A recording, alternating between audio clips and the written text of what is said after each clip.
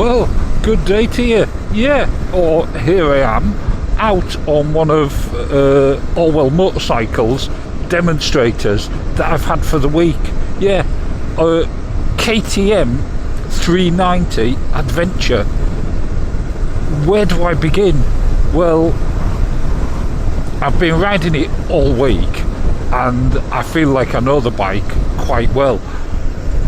I have reviewed this bike a couple of times in the past and I really liked it then, but since having it for a week I absolutely love it for winter, and that's really what led me to Orwell's, to Mark, and I said, oh, what do you have suitable as a winter bike? He said, take the KTM 390, see what you think. And I'll tell you what, it's got 44 brake horsepower. It feels a lot quicker than that. Not more powerful, just quicker, because it's quite sharp. It's only got 37 newton meters of torque. But it feels so sharp if you ride it a little bit hard. The seat height 855, so it's fantastic for a great lanky so-and-so like me. It's got plenty of tech. It's got adjustable suspensions, those WP Apex upside down forks, yeah, adjustable compression and rebound on top with little levers to adjust them. Absolutely marvellous. Little screen. We'll get up here because I want to go up to Hawley Castle so we can have a little walk round. But it really flies if you want it to. Of course I know this road is covered in mud, gravel, and is very narrow for cars, and you get a lot of birds as well. I mean, just look at the gravel and mud down here. It deals with these bumps and lumps, no trouble at all. Out the way, lady or gentleman. No trouble at all. But of course in town as well, as you know, the UK roads generally have been poor state. Well, it rides all the potholes, the sunken collapsed drains, everything really well. I've been really impressed with it. Crikey, what was that? I'm not sure that was a pheasant. Oh, we've got water everywhere down here. Marvellous. Mud. I mean, it's perfect for these conditions. It's got 50/50 tyres on, and although it is road biased, it handles off-road stuff, you know, gravelly stuff, so well. Oh, little deer there. Marvellous. Anyway, I'll shut up for a minute and let's have a walk round and we'll pick this motor up in a little while. Let me get round here. A couple of ducks there.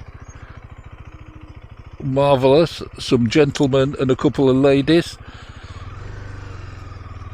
Let's get it here. And we'll have a look. Into neutral, engine off, there you go, side stand down, over we go, and let's have a little look at it, see what you think.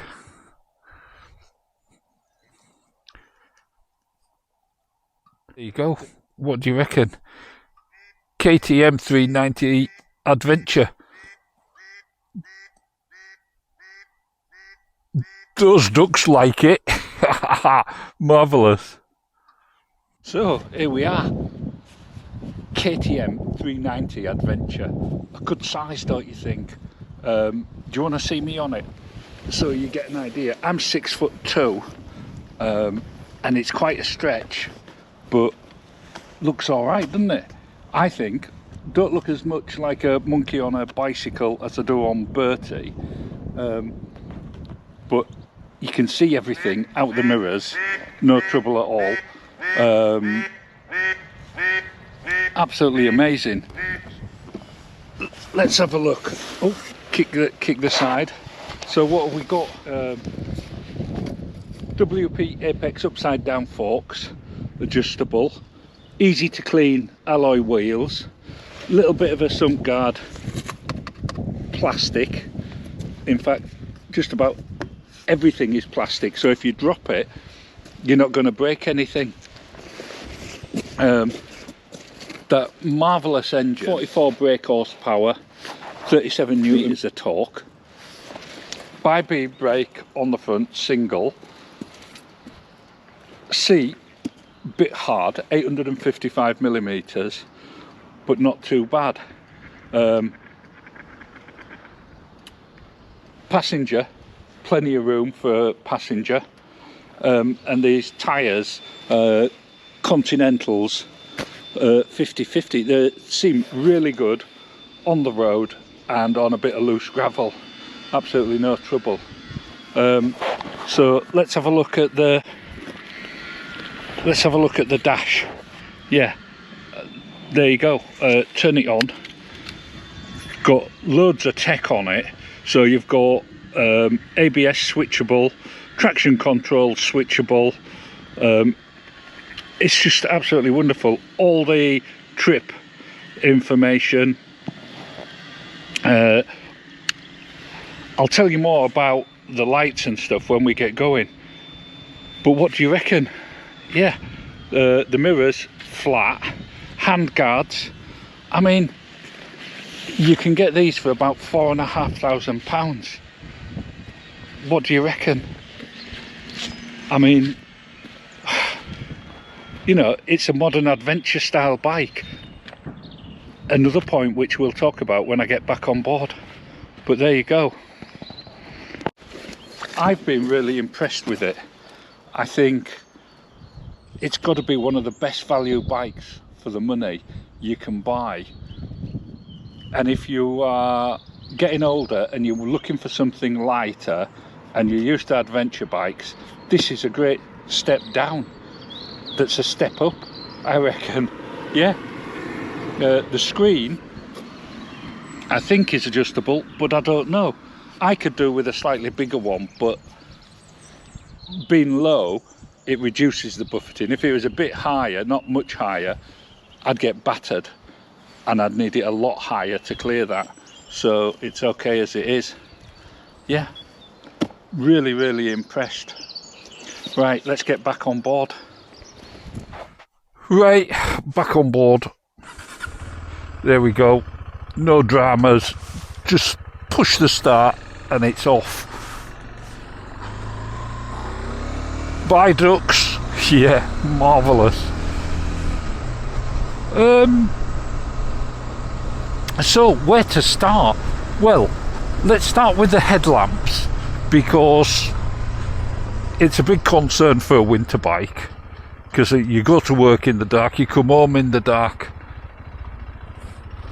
They've got to be good, and I can tell you on this, they are absolutely fantastic. I will put a little photo up now just to show you what they're like. Yeah, absolutely amazing for a little bike and LEDs. Not what I was expecting, and it's been absolutely fantastic having this bike for the week, knowing that I can get home in the dark without killing myself. Yeah.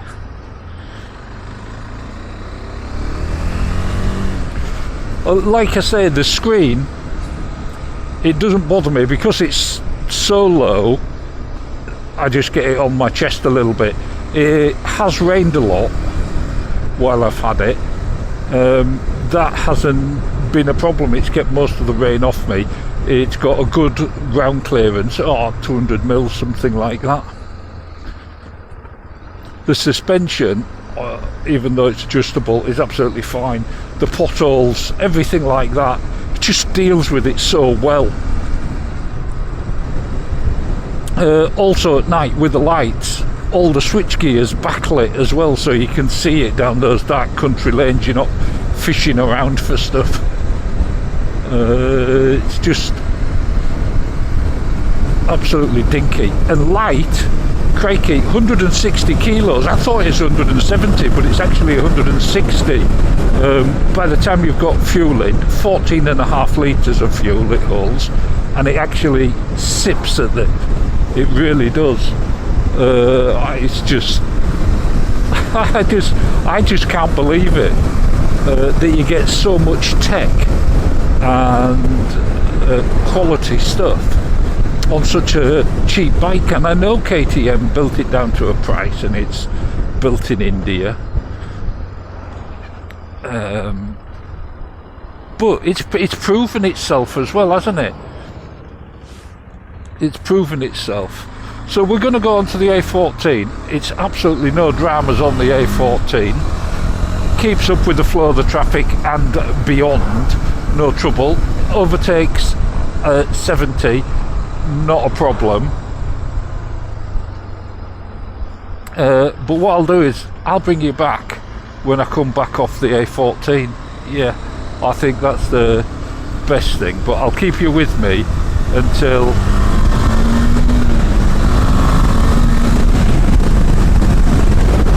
Of course, this is flashing because it's not quite running yet fully. Yeah, indicator on, and out we go. And we're off in the traffic, and it's got plenty of poke to pull out and overtake, which I'll show you now. Right, I'll bring you back when I get off the A14. Yeah.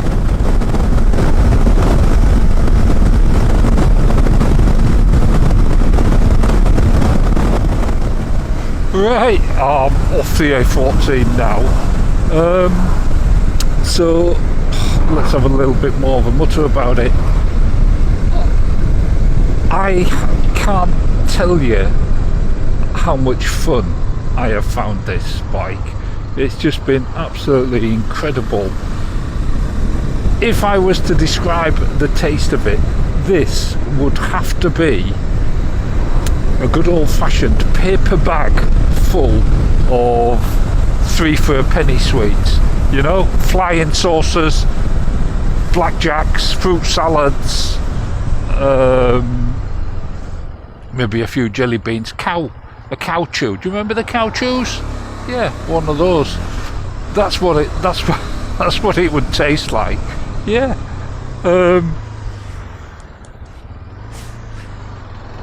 Then what? If it, well, the smell doesn't smell of anything except for warm metal and warm plastic. It's a new bike, and they don't have issues. I think the 9,000 mile service is possibly expensive. I don't know, but you know, that's not too bad. 9,000 miles.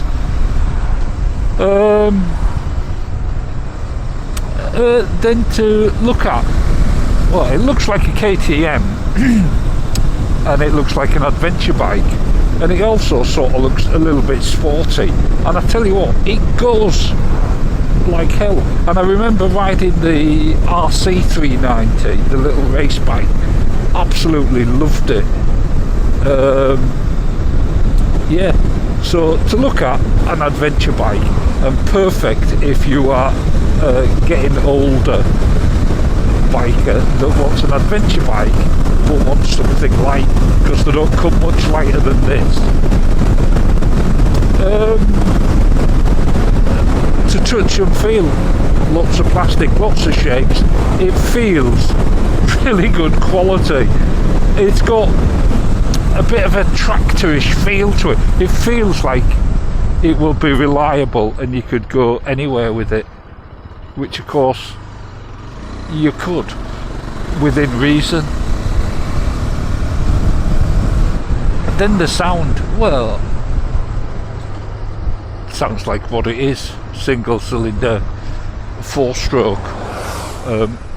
It has that sort of gruff edge to it, which I like. It's what I liked about the Himalayan 411. Yeah. And I like it about this as well. It sounds more rough than it actually looks. Yeah, and I like that. It's coarse, tough. And then I guess the sixth sense. How does it make me feel? Well, you can probably tell. I absolutely love it.